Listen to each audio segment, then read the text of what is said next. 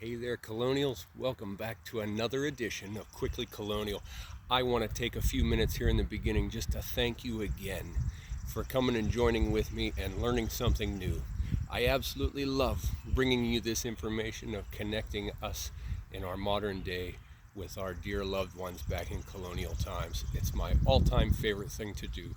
So if you're new to the channel, I say welcome, and go ahead and like and subscribe, and you can come on back and visit us again. And for those that have been with us for so long, thank you so very much.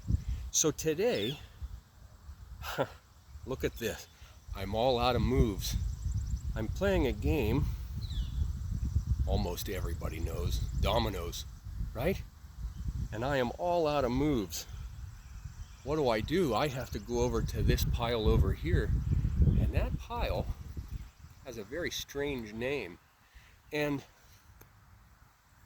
I'm in a very strange place. I'll take you with me for a few minutes here. We are in one of my all-time favorite cemeteries in our local town, and as you can see, these dear people, they go on forever in all directions. We're in one of the largest cemeteries in my town, and there has to be at least 30,000 graves here, if not more. It goes on forever and ever and ever. And the reason that I bring you to this little graveyard, this little cemetery, and playing this game is all because of this little pile. Now, my grandfather taught me how to play dominoes, and I remember being very, very little, and he called this pile such a strange name, and for years I had no idea why, until I started to do this colonial research, and I finally found my answer. And yes, it connects us with colonial times. You see, these dominoes that we have here have little white dots, or pips as they're called. Nobody really knows exactly where dominoes started from. They're all through the Middle East, they're in France, they're in England, they're in the Americas, they're all over. But we don't know when exactly it started. But this domino here especially, even though it's not official, my grandpa used to call this the death domino. I guess in his mind it looked like a skull and crossbones, or a skull or a skeleton. And then the double blank, there's no pips on that at all. That was called the coffin. I don't know if he started that or if it was something that he learned. I have no idea. But this little pile over here, I have no more moves with the dominoes that I have, so I have to go over here. This is called the Boneyard. When I was a little boy, the Boneyard, why would I go to a boneyard? What is a boneyard? And here I have some information for you.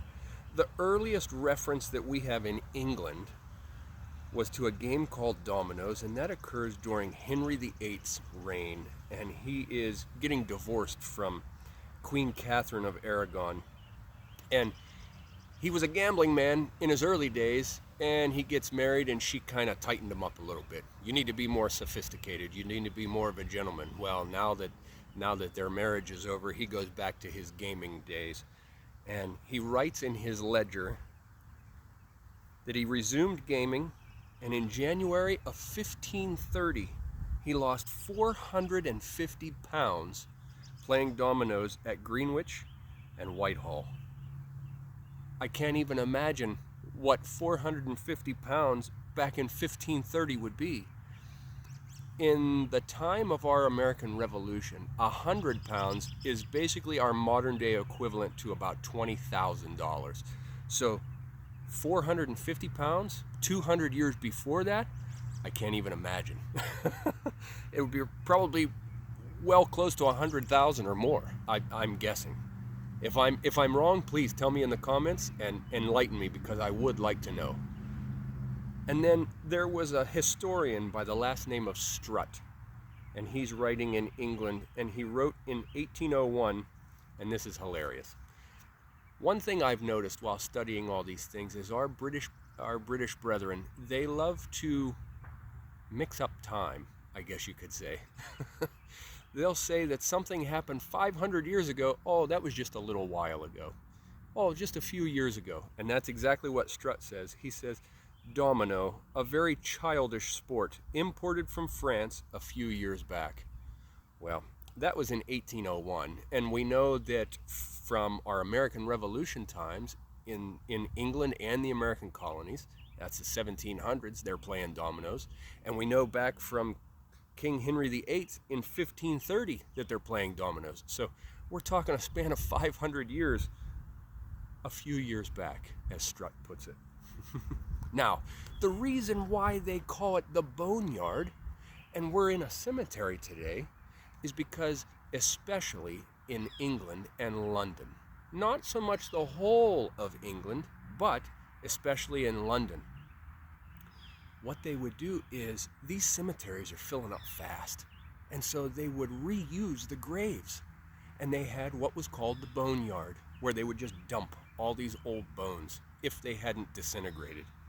It wasn't very common in all of England, but especially in London and the bigger cities where there wasn't much land left because of development, they had to do it. There was no other places to bury these people.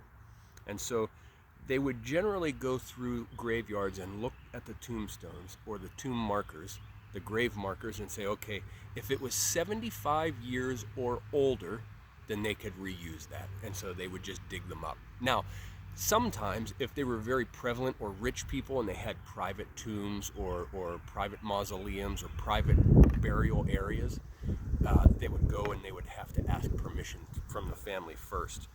Sometimes what they would do is, okay, this grave is 75 years old. We know that back from the bubonic plague, that's where the whole 6 feet under, they would dig graves 6 feet deep because they didn't think that the plague could reach through 6 feet of dirt. So they have these deep graves of 6 feet deep in England during the 1700s, and what they would do is they would dig down 3 feet deep and they would bury somebody new on top of that. So you'd have a double grave. The City of London Cemetery and Crematorium in London today, in their registers, they have reused over 1,500 graves. Now, during the Victorian era, Queen Victoria didn't like this very much, and so they had legislation put forth and they kind of banned it. I'm sure that there were some areas where they would be a little hush-hush and do it anyway, but Queen Victoria didn't like it. So during her era, they kind of did away with it, and they haven't done it since then. However, in the House of Commons Library, as of today's date, there is discussions. They haven't put anything forth, but there are discussions of maybe bringing it back or updating the laws, because right now, even today, it's a gray area of reusing these grave sites. I can't even imagine. So there you have it, my dear Colonials. We're playing dominoes in a cemetery. You know, this is one of my favorite ones in the area, how people love their loved ones and remember their loved ones. There's a gentleman that comes through here and plays bagpipes a lot. There's another gentleman that comes and plays the flute. There's another gentleman that plays the violin as he walks through the graves. This is a huge graveyard. There's roads and little paths that lead all over the place. And there's people that walk their dogs. There's an older gentleman. He comes with a friend of his, and they play checkers almost every day at a bench through here. It's amazing to see how people love their loved ones, and they don't forget about them because they're right here with us. My dear Colonials, let's play dominoes, and don't forget, sometimes you have to go to the Boneyard. We'll see you next time. Cheers.